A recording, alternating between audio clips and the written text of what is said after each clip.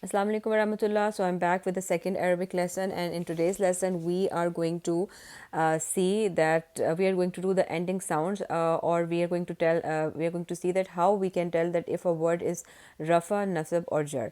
So there are two ways in which we can tell that a word is rafa, nasab, or jar, and that is either by the ending sounds or by the ending combinations.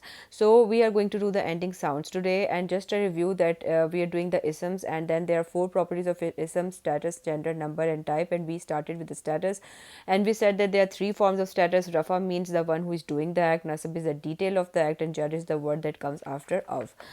So let's do an exercise. Let's see this. It says allama. Allama means to teach. Alusazu, u, that means teacher. Al taliba, student. And allama again, it means to teach. Alusaza, that means teacher, and a talibu, student. So my guess would be that the teacher taught the student, because usad is coming first. So my guess would be that the teacher taught the student. So in English, when we see teacher first, it means that that is the doer. But Arabic is different.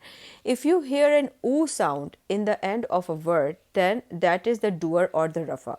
So like you see over here, al usazu, that means usaz or the teacher is the doer. So the teacher taught the student. And then over here we see that al usaza. Now it's not the u sound, it's the a sound. That means it's not the doer. The teacher is not the doer of teaching. Al talibu, you see the u sound is with the talib, the student. So that means the student is the doer. So the student taught the teacher. So regardless, we don't care that if the ustad is coming first and the student is coming second. Like in English, we would say that the teacher is teaching, taught the student. In Arabic, we go with the ending sounds, and if the ending sound is u, then that means that is the doer. That is the one who is doing the act. Now let's look at this word. Kitab means book. We all know that. So whenever we are learning Arabic, when we start learning Arabic, we are told that there are three kinds of sounds: u, a, and e. So al kitabu or kitabun. So u or un. Al kitaba or kitaban. A or an. And then al kitabi or kitabin, e or in. So whenever you hear an u or un sound at the end of a word, end of an ism, then that means that that is the rafa or the doer.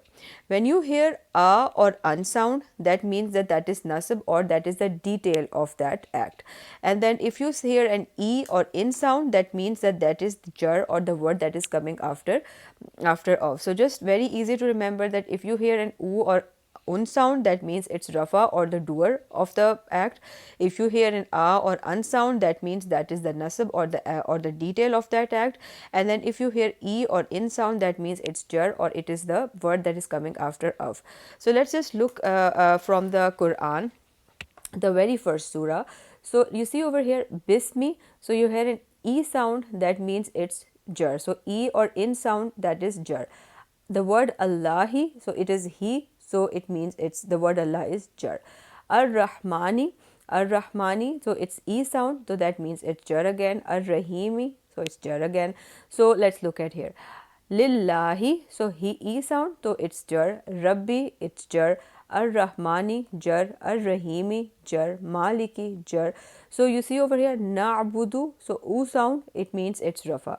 So this is just to give you an idea that how these sounds are important, and how they make a lot of difference. So there is also, like in the end of para number 2, I think. Yeah, I'm just going to give you an example from here as well. Yeah, so you see over here Vakatala Daudu Jaluta. So it means that Daud killed Jalut, David killed Goliath. So you see, if Daudu, it's u, means that Daud is the doer. So sometimes if we are just reading it carelessly, Vakatala Dauda Jalutu, that means that we just changed the history. That means Jalut killed Daud. No, Daud killed Jalut, or David killed Goliath. So Vakatala Daudu. So it is the Daud is the rafa, is the doer. Katala is the fail. So he Daud killed Jaluta. That is the detail. So who did Daud kill? He killed Goliath or Jalut. So this is very important, the ending sounds, and it's very important that we say them properly, because if we don't, then u and a sounds can just change everything. So this was just a small example. Inshallah, we'll continue further tomorrow. Fi aman Allah.